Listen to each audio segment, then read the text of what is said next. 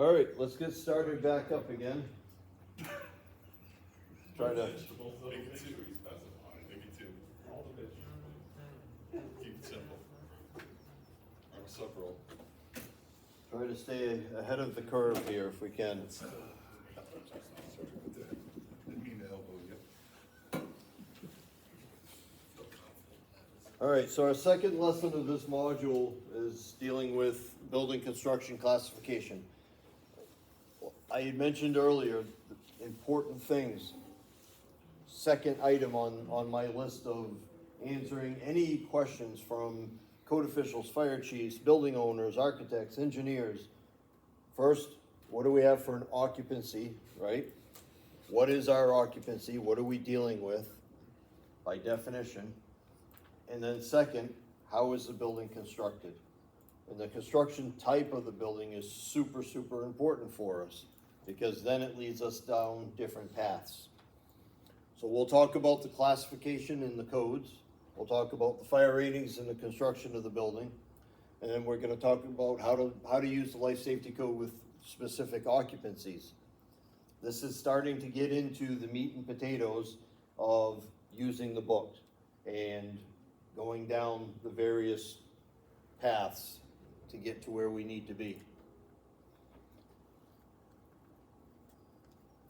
Figuring out what you have for an occupancy, figuring out what you have for a construction type, allows you to figure out the allowable type of construction determined by whether it's the building codes or whether it's the life safety codes.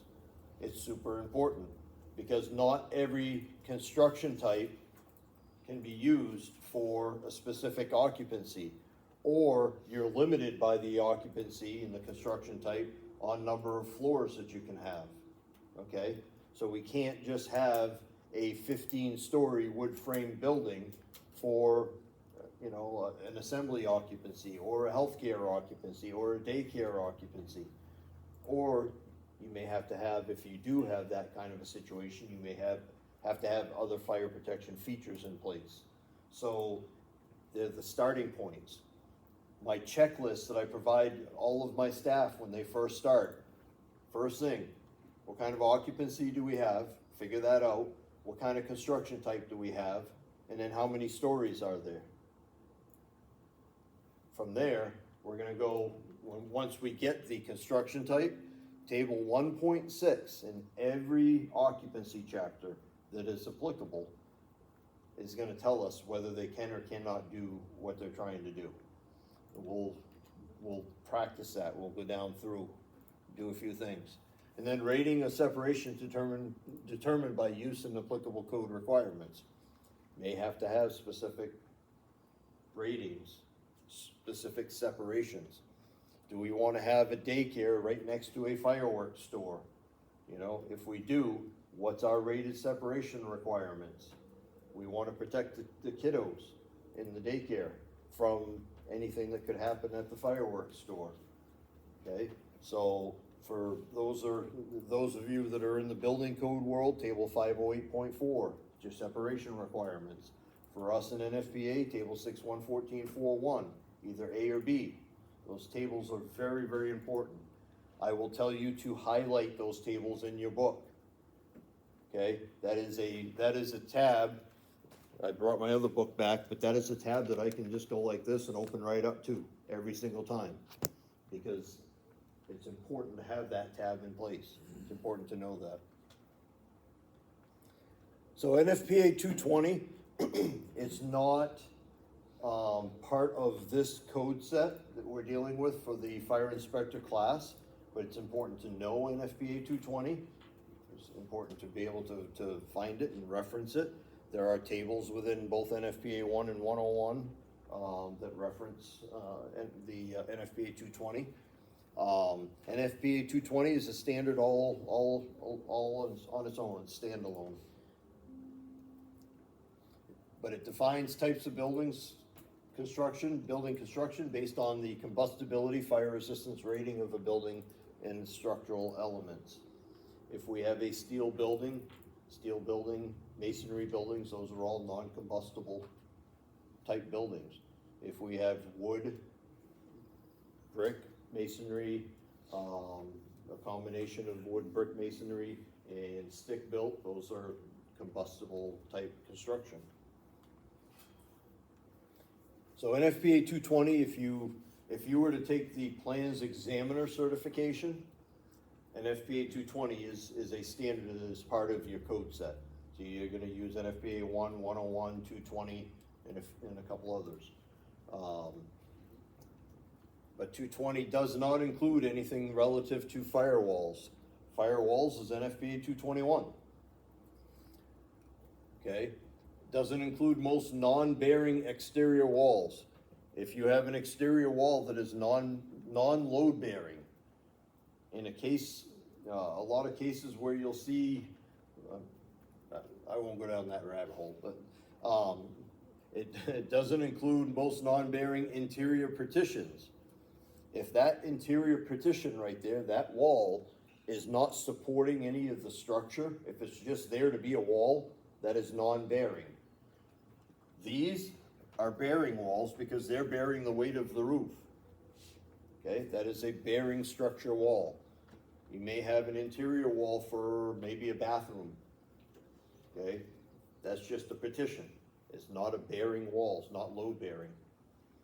NFPA 220 doesn't include fire barriers. Again, fire barriers, fire walls, that's in NFPA 221. Doesn't include shaft enclosures. The Life Safety Code covers all of that, the shaft enclosures, and NFPA 1 as well.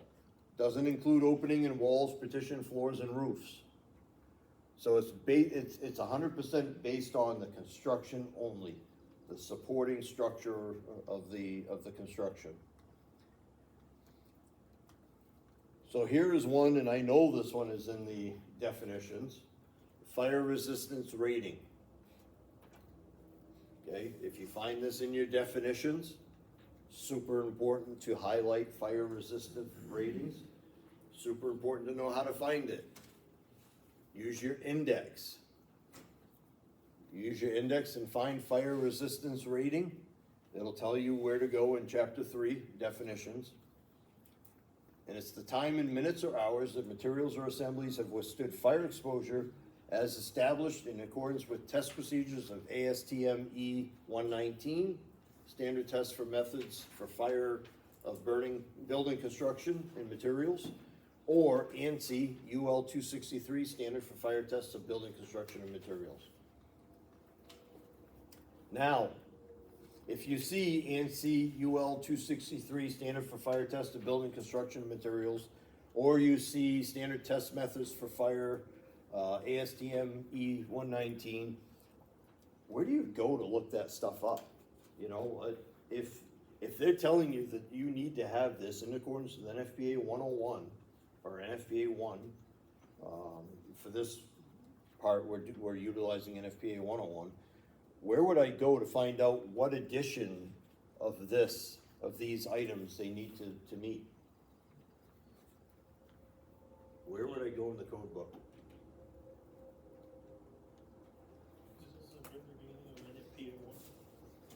Well, 101, we're dealing with NFPA 101 right now, the Life Safety Code.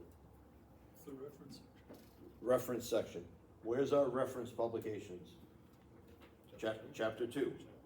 All of NFPA, Chapter 1, administrative, Chapter 2, reference publications, Chapter 3, definitions. Okay?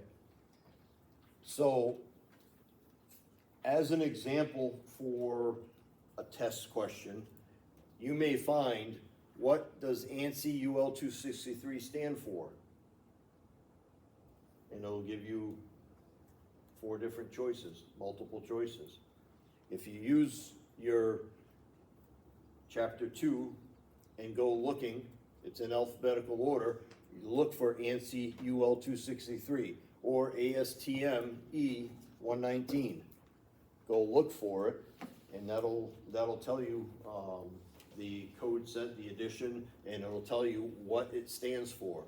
ASTM E119 is the test methods for fire tests of building construction and materials. So don't get stumped on a test question if you're taking the certification, don't get stumped on what it stands for. The code book tells you, chapter 2 will tell you what it stands for. All you have to do is do the easy part of looking up the ASTM E119 or the ANSI UL 263. And it'll tell you what it is and what edition, what year is referenced. That make sense? Okay. Nobody's expecting